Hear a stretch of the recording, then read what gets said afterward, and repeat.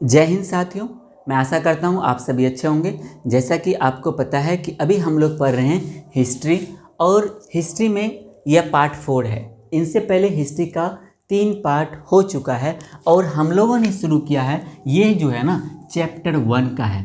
किसका है? चैप्टर 1 का है। और चैप्टर 1 का ही 3 वीडियो आ चुका है। इस चीज़ को आप ध्यान में रखिएगा। हमारे इकोनॉमिक्स का पहला चैप्टर पूर्ण रूप से समाप्त हो चुका है और मैंने उन सभी का पीडीएफ, जैसा कि मैंने वादा किया था, आपको चैप्टर समाप्त होने के बाद पीडीएफ मिलेगा, वो मैंने आपको दे दिया है। कहाँ दिया है? तो वो मैंने दिया है टेलीग्राम पर। आप टेलीग्राम पे जाइए, वहाँ पर आप सर्च कीजिएगा नॉलेजपुर अमन। नॉलेजपुर अमन सर्च कीजिएगा, जो चैनल आएगा उनको आप सब्सक्राइब कर लीजिएगा। नॉलेजपुर नॉर्मली आएगा और याद रखिएगा, लेकिन अगर आप नॉलेजपुर सर्च कीजिएगा तो वहाँ पे बहुत सारा चैनल आ जाएगा। तो आपको वहाँ पे ध्यान रखना है कि वहाँ पर जो हमारा चैनल है ना, उनके दोनों तरफ किताब का लोगो दिया हुआ है। ठीक है, किसका लोगो दिया है? किताब का लोगो दिया है। मैंने यहाँ पर अर्थव्यवस्था के जितने भी पीडीएफ थे, जितने भी इम्पोर्टेंट नोट्स थे हाथ से जो मैंने बनाए थे, वो मैंने प्रोवाइड कर दिया है। आप उसको एक बार ज़रूर ज्वाइन कीजिएगा। चलिए देखते हैं आज हम क्या पढ़ने वाले हैं। तो आज हम पढ़ने वाले हैं इटली का एकीकरण। इनसे जो पिछला वीडियो था उसमें मैंने आपको समझाया था जुलाई 1830 ईस्वी की क्रांति और 1848 ईस्वी की क्रांति। आज हम पढ़ने वाले हैं इटली का एकीकरण, यानी जो इटली, जो एक यूरोप का देश था, इन देश में, इटली में प्रॉपर एकीकरण वहाँ पर कैसे संभव हो पाया, इनको हम बारीकी से देखेंगे और आप समझने का प्रयास कीजिएगा। जहाँ पर भी आपको समझ में नहीं आएगा, वीडियो को रोकिएगा, पीछे कीजिएगा, फिर से देखिएगा। उसके बाद अगर समझ में नहीं आएगा तो नीचे कमेंट जरूर कीजिएगा। आप ध्यान दीजिए। तो इटली 19वीं शताब्दी के आरंभ में, आरंभ का मतलब यानी शुरुआत में, और शताब्दी का क्या मतलब होता है? शताब्दी का मतलब होता है 100 साल। शताब्दी का मतलब 100 साल। तो इटली जो था 19वीं शताब्दी के आरंभ में मात्र एक भौगोलिक क्षेत्र था। इटली कोई भी देश नहीं था, यह सिर्फ एक भौगोलिक क्षेत्र था जहां कई स्वतंत्र राज्य थे। जैसे आप अगर भारतीय के बारे में अगर आपको जानकारी होगा तो आपने पढ़ा होगा कि आज़ादी से पहले हमारे भारत में भी, भारत हमारा एक संगठित राज्य नहीं था। भारत में कई प्रांत थे। एक छोटे छोटे क्षेत्र के एक व्यक्तिगत राजा हुआ करते थे, फिर दूसरे क्षेत्र के कोई और राजा हुआ करते थे। यही कंडीशन इटली में भी था। इटली में, ये जो इटली था, इटली में कई स्वतंत्र राज्य थे, कई स्वतंत्र, और जिसके कारण वहाँ पर अलगाव की भावना थी। जैसे भारत में आप देखिएगा, भारत में क्या हुआ, अंग्रेज लोग जब आए तो उन्होंने क्या देखा कि यहाँ के राजाओं में ही आपसी संगठन नहीं है, आपसी मतभेद ज़्यादा है, और इसी का उन्होंने फ़ायदा उठाया। और सेम कंडीशन यही चीज़ कहाँ था? इटली में। तो इटली 19वीं शताब्दी के आरंभ में मात्र एक भौगोलिक क्षेत्र था, यह देश नहीं था, और यहाँ पर कई सारे स्वतंत्र राज्य थे, कई सारे। इसी कारण स्वतंत्र मतलब अलग अलग राज्य होने के कारण इसमें अलगाव की भावना थी। ये एकत्रित नहीं होना चाहते थे, ये सब मिलके एक देश का निर्माण नहीं करना चाहते थे। इटली के एकीकरण में कई समस्याएं थी।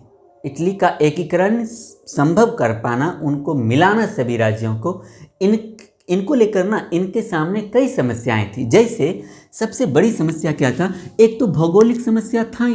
भौगोलिक समस्या क्या? अभी भी आप इटली को मैप में देखिएगा तो ये मालूम पड़ेगा इस प्रकार से, एकदम ये पूरा गोल नहीं है, पूरा फैला हुआ है। मतलब एक राज्य यहाँ, दूसरा राज्य बहुत आगे, मतलब ये एक दूसरे के साथ पूरा कनेक्ट नहीं था। मतलब इनके बीच में बहुत, मतलब एक सीधा समझिए एक रास्ता के जैसा इटली है। इटली को नक्शे में अगर आप देखिएगा तो यहाँ पर भौगोलिक समस्याएं तो थी। इनके साथ क्या था? ऑस्ट्रिया एवं फ्रांस जैसे राष्ट्रों का हस्तक्षेप। मतलब इटली में जितने भी राज्य थे वहाँ पर उस समय के यूरोप के जो शक्तिशाली देश थे, ऑस्ट्रिया और फ्रांस, इन सभी का हमेशा हस्तक्षेप रहता था। एक बार फ्रांस इस राज्य के राजा से मिल गया, अगली बार उस राज्य के राजा से मिल गया। मतलब ये हमेशा इंटरफेयर करते रहते थे, जिसके कारण इटली के सभी राज्य में एकीकरण हो पाए ऐसा संभव नहीं था। उनके बाद इन सबसे भी बड़ी समस्या क्या थी? इटली की जो राजधानी थी रोम। अब रोम में जो पोप रहते थे, मतलब वहाँ के जो ये पोप धर्मावलंबी थे, ये इनके प्रभाव में था पूरा का पूरा रोम। यानी इटली की जो राजधानी थी रोम, वह किसके प्रभाव में था, किसके अंडर में था? तो आप बोलिएगा वो पोप के अंडर में था। और ये जो पोप लोग थे, ये लोग क्या चाहते थे? ये चाहते थे, यानी पोप यह चाहते थे कि इटली का एकीकरण, यानी इटली के सभी राज्य जो आपस में मिले, उनमें ये उनके नेतृत्व में हो। किनके नेतृत्व में? पोप के नेतृत्व में। पोप यह चाहते थे, पोप लोग भी चाहते थे कि इटली का एकीकरण हो, लेकिन वह यह चाहते थे इटली का एकीकरण उसके नेतृत्व में हो। और नेतृत्व में हो, लेकिन किसके अनुसार? धार्मिक दृष्टिकोण से हो। यानी धर्म के आधार पर वह इटली का एकीकरण चाहते थे, ना कि शासकों के नेतृत्व में। इटली में जो और सब शासक थे, वह चाहते थे, सभी शासक, कि हमारे नेतृत्व में इटली का एकीकरण हो। लेकिन पोप क्या चाहते थे? इटली का एकीकरण हो, लेकिन पोप लोगों के नेतृत्व में हो और धार्मिक दृष्टिकोण से हो, ना कि किसी शासक के नेतृत्व में। इनके बाद क्या है? फ्रांस में नेपोलियन की गतिविधि के कारण इटली में राष्ट्रीयता की भावना जागने लगी। आपको मैंने पिछले वीडियो में समझाया था कि फ्रांस में नेपोलियन जो अपने यहाँ एक जो निरंकुश शासक बना हुआ था, जो अपने देश के लोगों के हितों के बारे में ही नहीं सोचता था, और जब वहाँ पर फिर 1830 ईस्वी की क्रांति हुई, जिनके बाद उनको भी गद्दी छोड़ना पड़ा, तो उनके प्रभाव में भी उनका जो गतिविधि था, जो नेपोलियन फ्रांस में कर रहा था, उनको देखकर अंत में जब नेपोलियन ने भी हार मान ली थी, फ्रांस में जो गणतंत्र की स्थापना हुई, उनका प्रभाव भी इटली के लोगों पर पड़ रहा था। इटली के लोग भी यह समझ रहे थे, अगर हम सभी भी एकत्रित होकर आंदोलन करेंगे, या फिर हम ऐसा चाहेंगे कि हमारे इटली का एकीकरण हो जाए, तो बिल्कुल यह संभव है। नेपोलियन ने इटली पर विजय के बाद 3 गणराज्यों में बांट दिया। यानी जिस दिन नेपोलियन ने इटली पर विजय फतह किया, मतलब उन्होंने वहाँ के शासकों को हरा दिया, तो इन्होंने क्या किया? इन्होंने मतलब शासन करने में आसान हो, इन्होंने पूरे इटली को 3 भागों में बांट दिया। कितने भागों में? 3 भागों में। कौन सा? तो एक था सिसपाइन गणराज्य, लिगुलाइन गणराज्य और ट्रांसपेडेन गणराज्य। मतलब इन 3 गणराज्यों में, यानी इन 3 राज्यों में नेपोलियन ने इटली को बांट दिया। लेकिन ऐसा नहीं था कि इटली ने काम नहीं किया था। इटली ने काम किया था।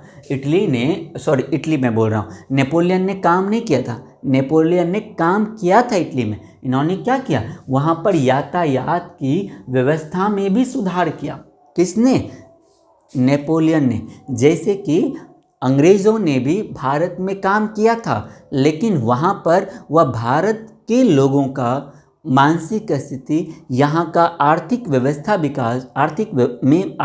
में विकास हो, वो ये नहीं चाहकर यहाँ पर विकास कर रहे थे। उनके दिमाग में था कि अगर मैं भारत में टेक्नोलॉजी लाऊंगा, अगर मैं यहाँ पे मशीन लाऊंगा, तो इनसे मैं उत्पादन ज़्यादा करूँगा, इनसे फ़ायदा मेरा होगा। तो इसी वजह से, उसी तरीके से नेपोलियन ने भी इटली में यातायात का भी सुविधा में सुधार किया, ताकि इटली में जितने भी संसाधन हैं वो उनको अपने देश में ले जा सके। इनके बाद और क्या हुआ? अब देखिएगा, तो 1830 ईस्वी की क्रांति, फ्रांस की जो क्रांति था, इनका प्रभाव किस पे पड़ा? तो आप बोलोगे इटली पर पड़ा। इटली के लोगों में भी, वहाँ पर भी राष्ट्रवाद की भावना जगने लगी। उन लोगों को भी विश्वास हो गया था, अगर फ्रांस में गणराज्य की स्थापना हो सकती है, तो हमारे देश में भी हो सकती है। उनके बाद क्या हुआ?